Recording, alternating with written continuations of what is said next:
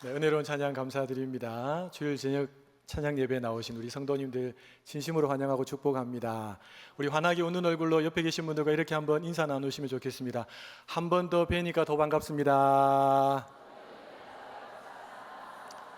우리 오전에 들었던 말씀 생각하시면서 이렇게 한 번 더 인사 나누겠습니다. 은혜의 복음을 누리고 전하며 삽시다.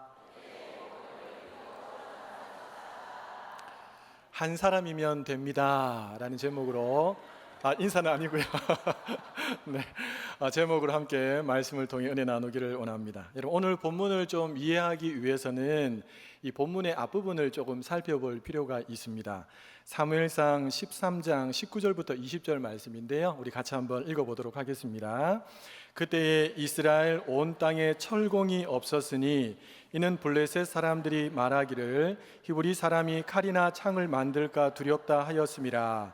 온 이스라엘 사람들이 각기 보습이나 삽이나 도끼나 괭이를 버리려면 블레셋 사람들에게로 내려갔었는데. 아멘. 여기 보면 버리려면이라 그런 말이 나옵니다. 좀 어려운 단어인데 이 단어가 어떤 의미냐면 무디어진 연장의 날을 불에 넣어서 달구어서 두들겨서 날카롭게 만드는 것을 의미합니다. 이게 무슨 말인가 하니까 지금 블레셋 사람들이 히브리 사람들, 그러니까 이스라엘 백성들이죠.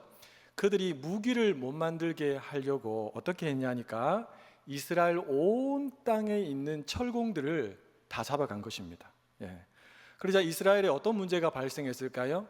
철을 다듬을 수 있는 철공이 없어지니까 농기구도 대부분 철이지 않습니까? 다듬어야 되는데 농기구를 제대로 다듬을 수도 없고, 더 나아가서 무기를 만들어서 블레셋과 전쟁을 하기 위해서 준비를 해야 되는데 무기도 제대로 준비할 수 없는 그런 상황이었습니다.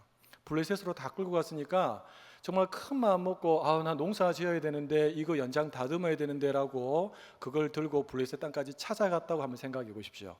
여러분, 블레셋 사람들이 순순히 잘 해줬을까요? 아닐 겁니다. 아마 큰 액수의 돈을 불러가면서, 말도 안 되는 액수를 불러가면서 이 정도 내면 다듬어 줄게 라고 아마 하지 않았을까라고 우리가 짐작할 수가 있습니다. 자, 이런 일이 발생하니까 어떤 결과가 일어났을까요? 우리 22절 말씀인데 같이 한번 읽어보겠습니다. 싸우는 날에 사울과 요나단과 함께한 백성의 손에는 칼이나 창이 없고 오직 사울과 그의 아들 요나단에게만 있었더라. 아멘. 이제 블레셋과 싸워야 되는데 여러분, 사울 왕과 왕자였던 요나단 두 사람에게만 무기가 있고 나머지 사람들은요, 무기가 제대로 된 무기가 없었다라는 것입니다. 아무라면 그 자체겠지요. 여러분, 이런 상황 속에서 당시 최고 지도자였던 사울 왕은 무엇을 하고 있었을까요? 우리 2절 말씀을 다시 한번 읽어보겠습니다. 사울이 기브와 변두리 미그론에 있는 석류나무 아래에 머물렀고 함께한 백성은 600명 가량이며. 얼핏 보기에는 이 사울 왕이 지금 블레셋과의 전투를 앞두고 600명 정도에 되는 군사들과 함께 기브와 근처 미그론에 진을 치고 있는 모습을 하고 우리가 쉽게 생각할 수가 있습니다. 그런데 신학자들은 이 성경을 기록한 사무엘이 굳이 쓰지 않아도 되는 표현, 석류나무 아래에 머물렀다라는 이 표현을 쓴 것을 근거로 해서 단순히 진을 치고 있는 모습은 아니다라고 해석을 합니다. 이게 어떤 의미냐 하니까 보통 성경에 나오는 석류나무라는 표현이 나오면 이것은 쉼, 그리고 사색의 장소, 이렇게 많이 묘사가 되었다는 것입니다. 그러니까 이런 겁니다.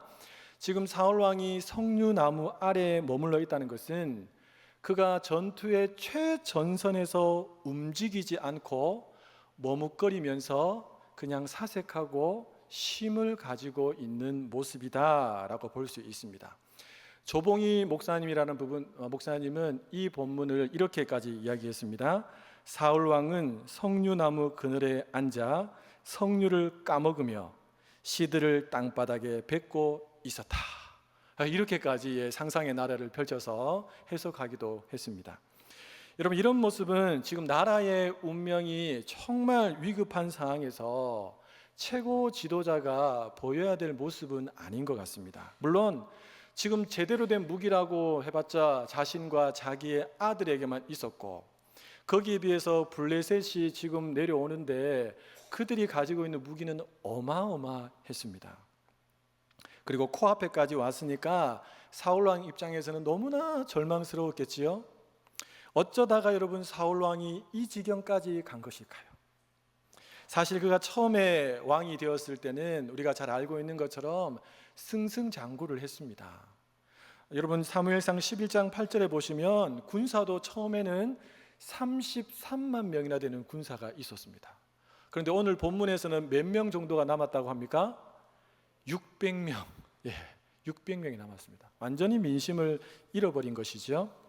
이런 상황 속에서 블레셋이 병거만 3만, 그리고 마병의 6천이나 되는 마병을 이끌고 지금 이스라엘을 쳐들어온 것입니다. 싸움에 나가야 되는데 이스라엘 백성들이 지레 다 겁을 먹고 숲속이나 동굴로 다 숨어 들어갔습니다.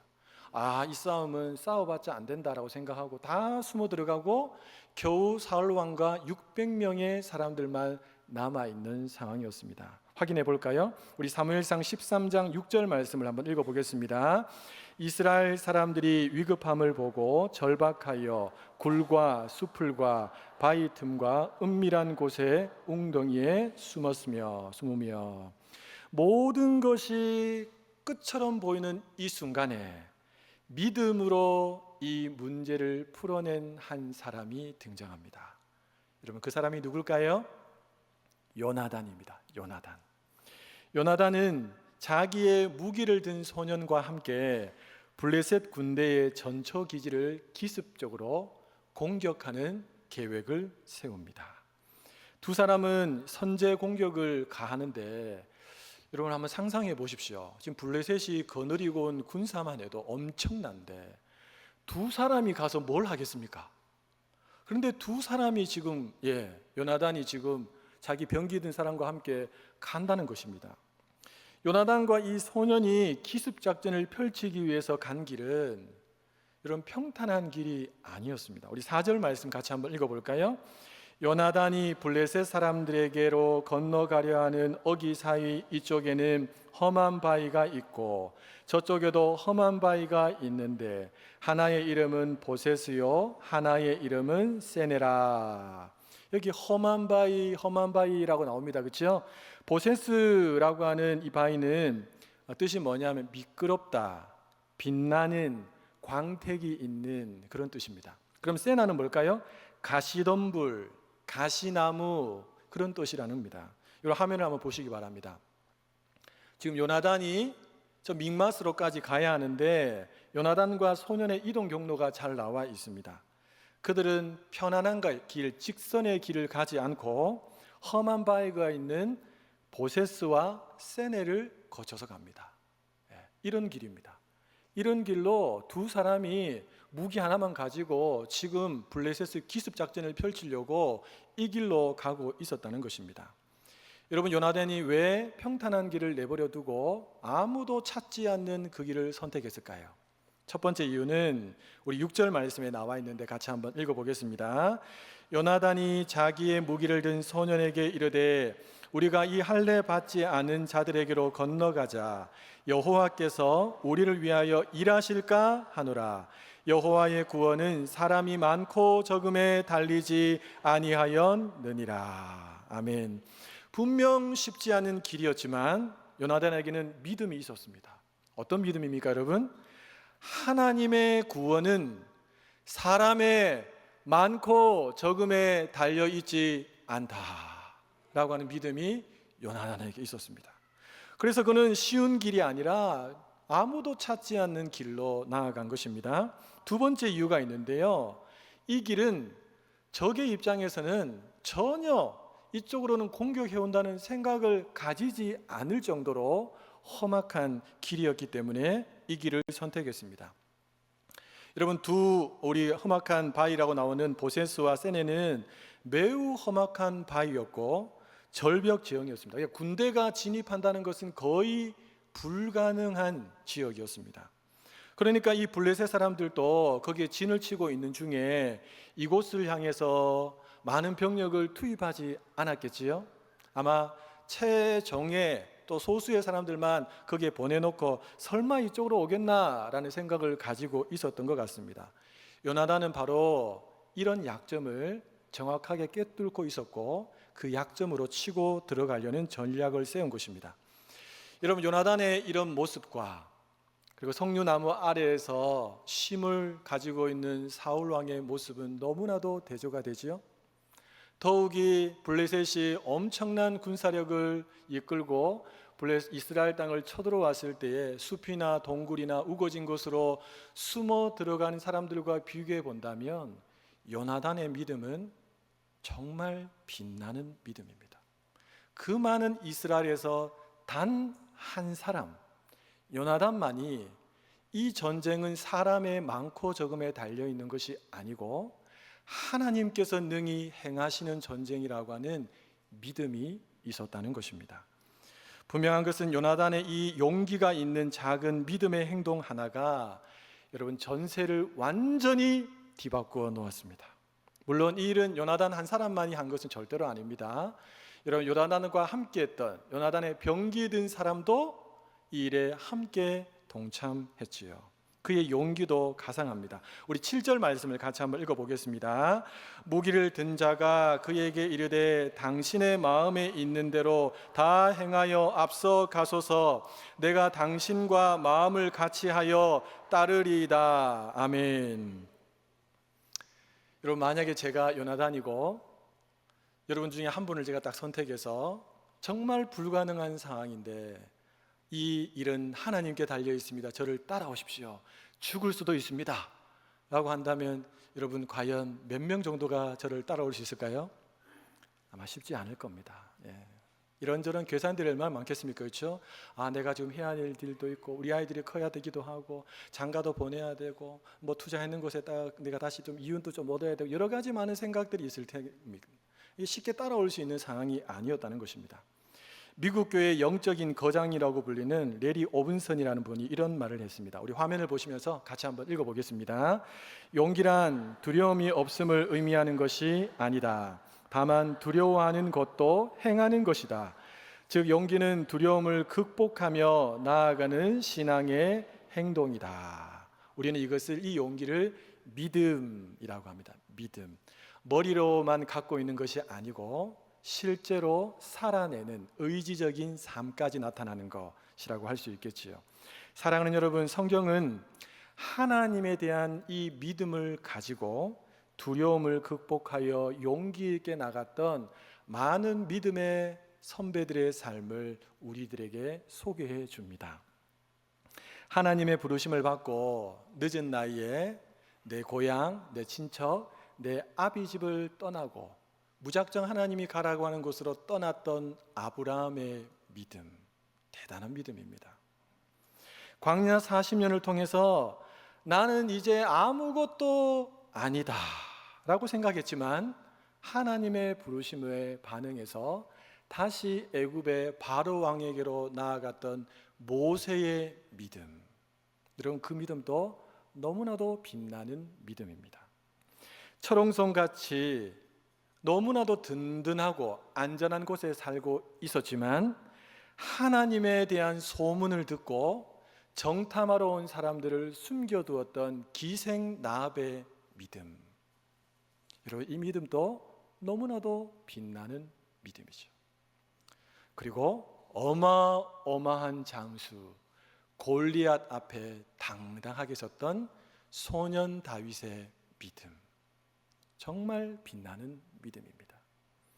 여러분 어려운 상황을 극복하기 위해서 때로는 지혜로운 전술을 세우는 것이 필요합니다. 그러나 성경은 그것이 전부가 아니다라고 말하죠. 우리가 최선을 다해서 계획하고 준비하는 것은 필요합니다. 그러나 이 세상에 완벽한 준비는 있을까요? 없을까요? 없습니다. 사랑하는 여러분, 이런 말이 있습니다. 하나님은 이 정도면 충분히 준비했다고 자신하는 사람을 쓰시지 않는다. 하나님은 내가 이 정도 준비했으니까 이제 다 됐어 라고 하는 사람을 하나님은 들어서 쓰시지 않는다는 것입니다. 왜 그럴까요? 왜 그럴까요? 그렇게 자기가 철저하게 다 준비해서 그것이 성공했을 때 누구의 공으로 돌릴까요? 자기 자신의 공으로 돌리는 겁니다. 열심히 수고하고 애썼지만 하나님이 하셔야 합니다 라고 하는 믿음을 가진 사람, 그리고 모든 것이 마무리되었을 때 하나님 한 분만 영광 받으시면 됩니다 라고 하는 마음을 가진 사람을 하나님은 쓰시는 것입니다. 여러분, 아브라함이 318인을 이끌고 연합군에게 쳐들어가서 조카 롯을 구해오지 않습니까? 그랬을 때 아브라함이 멜기세덱 앞에서 그가 감사의 마음을 담아서 물질도 드리고 이런 모든 것들을 하면서 그는 자신이 영광을 취하지 않았습니다. 철저하게 하나님만 높임을 받으시도록 했던 사람이 아브라함이었습니다.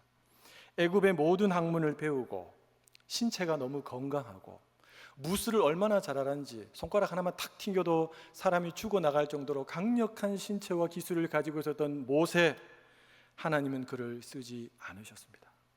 40년 동안 광야에서 거하게 하시면서 나는 아무것도 아니다 라고 하는 마음이 들 그때에 하나님이 모세를 불러서 그를 사용하셨습니다.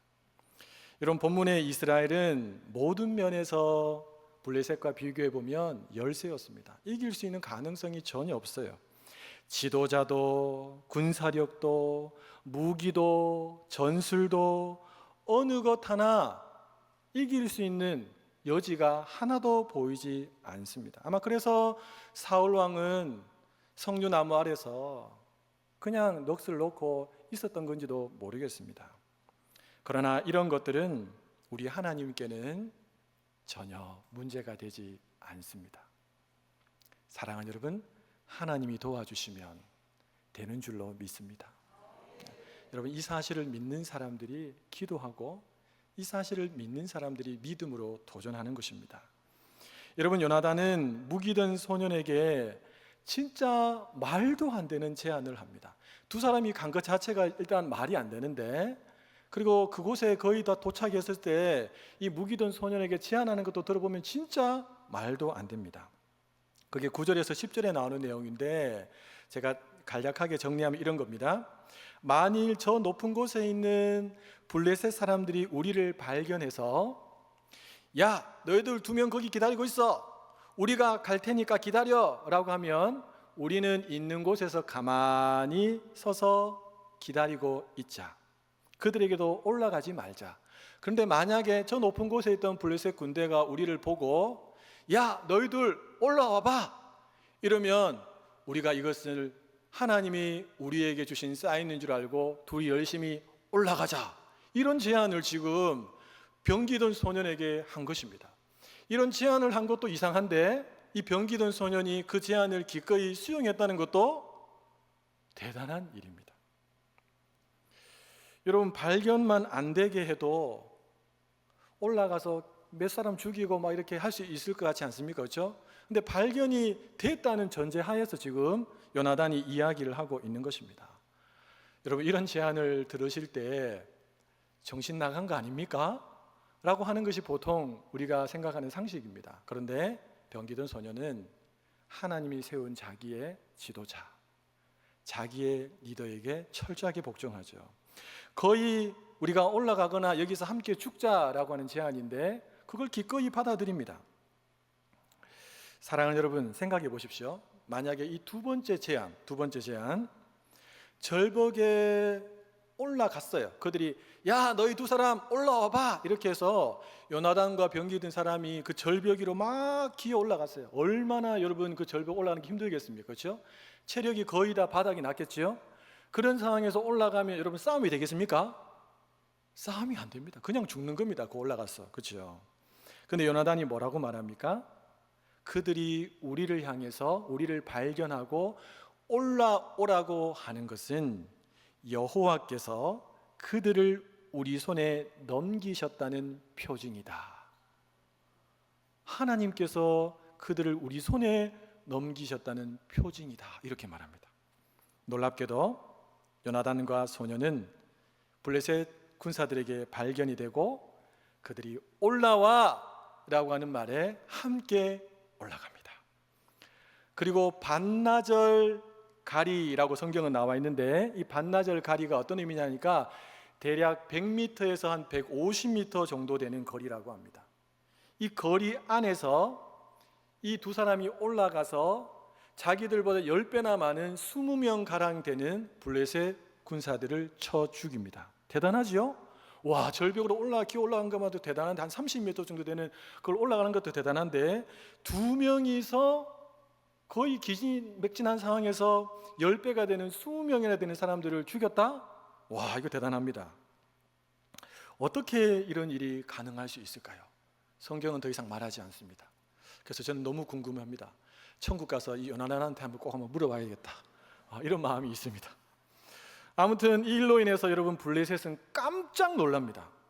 그리고 이쪽으로 이스라엘 군대들이 지금 쳐들어왔다라고 그들은 착각을 하고 자기들끼리 서로 적인 줄 알고 찢고 볶고 싸우기 시작합니다. 그리고 많은 사람들이 죽게 되고, 근데 이스라엘 진영에서 지금 소식을 들어보니까 지금 블레셋 안에서 난리가 났다는 소식이 들려오는 겁니다. 그러니까 이스라엘 여기저기에 숨어있던 사람들까지 다 나와서 사울의 600명의 군사들과 합하여서 이 블레셋 진영으로 쳐들어가게 되고, 여기에서 큰 승리를 거두었다라고 하는 것이 오늘 본문 전체의 내용입니다. 여러분, 메시지 성경은 23절에서 이렇게 기록합니다. 같이 한번 읽어볼까요? 그날 하나님께서 이스라엘을 구원하셨다. 굉장한 날이었다. 사랑하는 여러분, 믿음의 용기를 가진 한 사람, 그 한 사람 때문에 전세가 바뀌었고 전쟁에서 승리가 주어졌습니다. 한 사람이면 충분하다는 것을 성경은 우리에게 의도적으로 지금 보여주고 있습니다.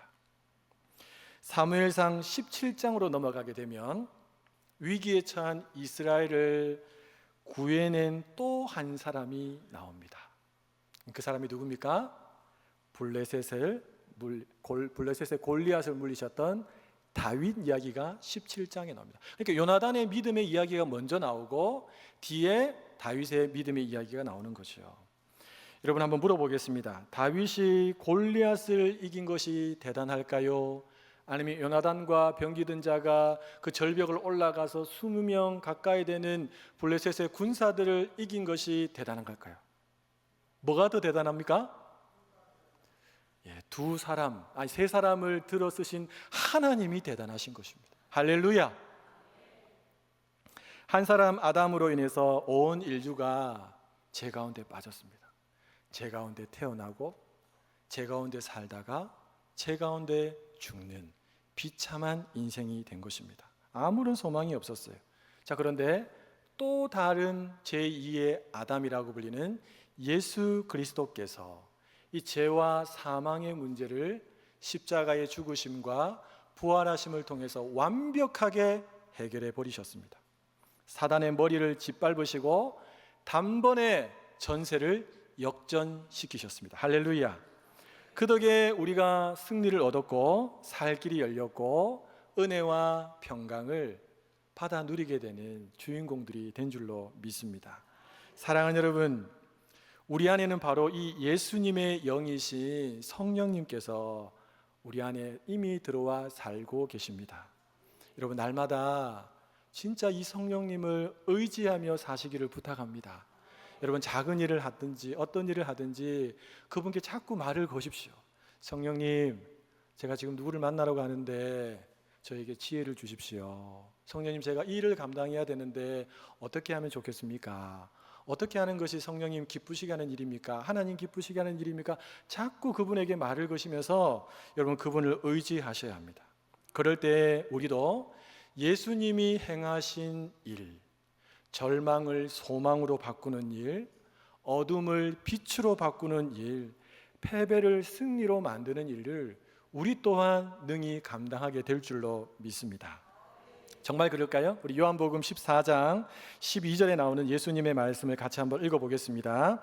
내가 진실로 진실로 너희에게 이르노니 나를 믿는 자는 내가 하는 일을 그도 할 것이요 또한 그보다 큰 일도 하리니 이는 내가 아버지께로 감이라. 아멘. 예수님이 지금 제자들에게 뭐라고 말씀하십니까? 나를 믿는 자는 내가 하는 일도 하지만 나보다 더 큰 일도 하게 될 것이다. 그러니 우리에게 있어서 정말 중요한 것은 뭡니까? 믿음입니다. 믿음.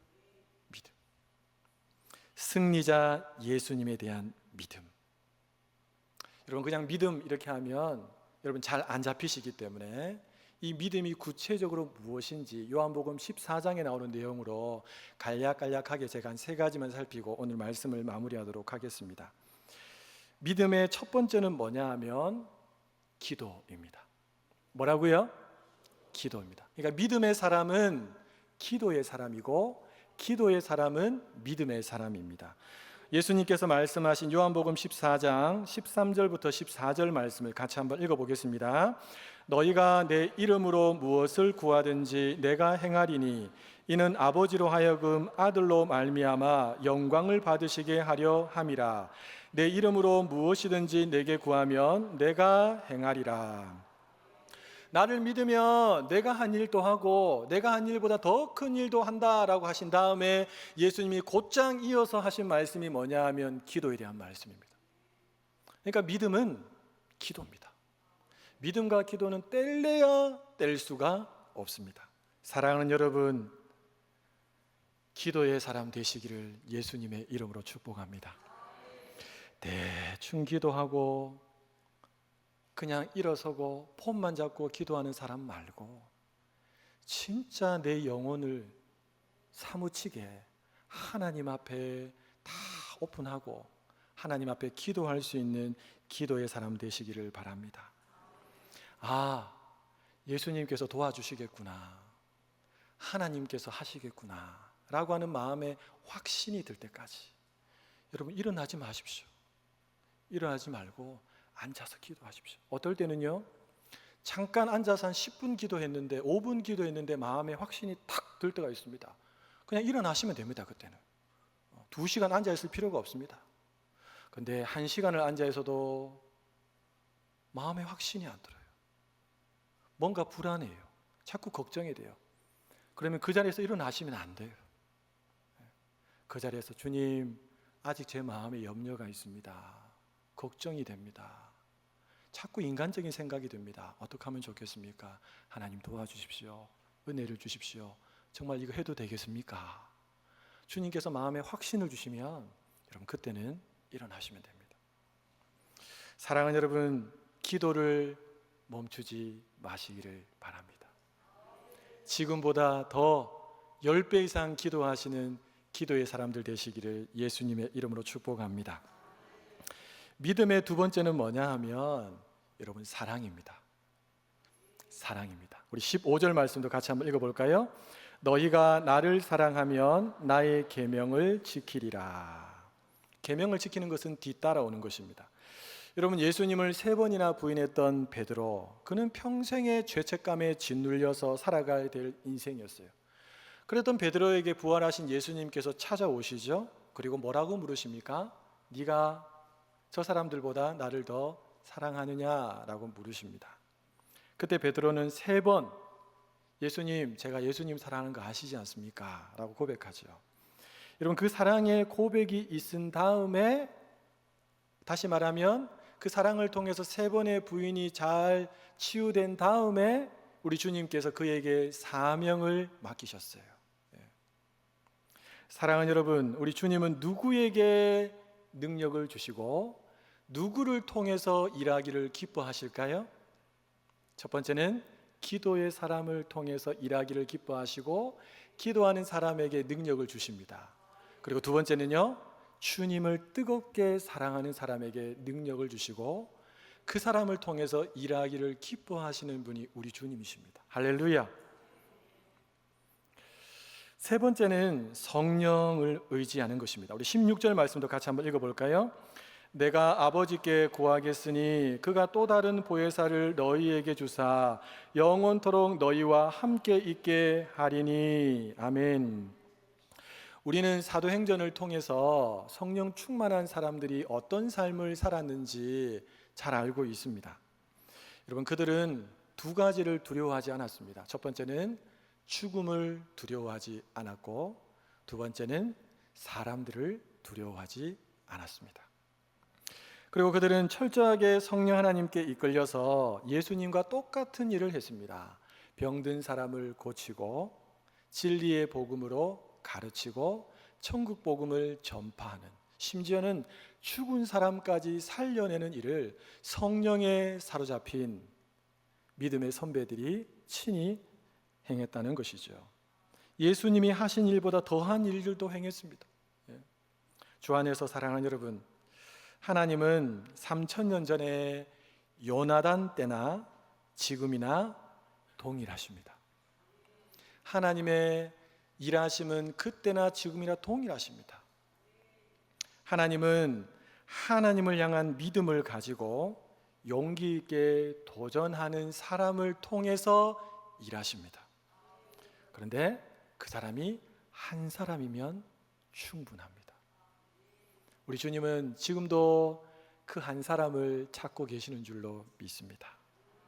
저는 우리 성도님들이 그 한 사람이 되셨으면 좋겠습니다. 저도 말씀을 준비하면서 하나님, 내가 그 한 사람이 되었으면 좋겠습니다. 그냥 믿음을 말로만이 아니라 더 하나님, 내가 기도의 자리로 나아가고 철저하게 나를 내려놓고 하나님을 의지할 수 있는 기도의 사람. 다른 어떤 것보다도 세상에 즐겁고 행복한 것들이 얼마나 많습니까? 근데 그것보다도 주님을 더 뜨겁게 사랑하는 사람, 그리고 내 안에 이미 들어와 계시는 그 성령 하나님을 더 의지하고 성령 충만을 날마다 간구하는 그런 사람. 제가 그렇게만 준비된다면 세상적으로 보이는 스펙이 없더라도 하나님은 중심을 보시기 때문에 쓰시지 않으시겠습니까?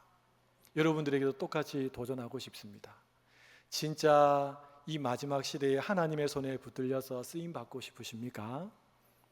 그냥 단순히 어떤 문제 하나 해결을 받고 이 정도가 아니고 하나님의 손에 진짜 붙들려서 쓰임 받고 싶다면 여러분, 믿음으로 나아가셔야 합니다.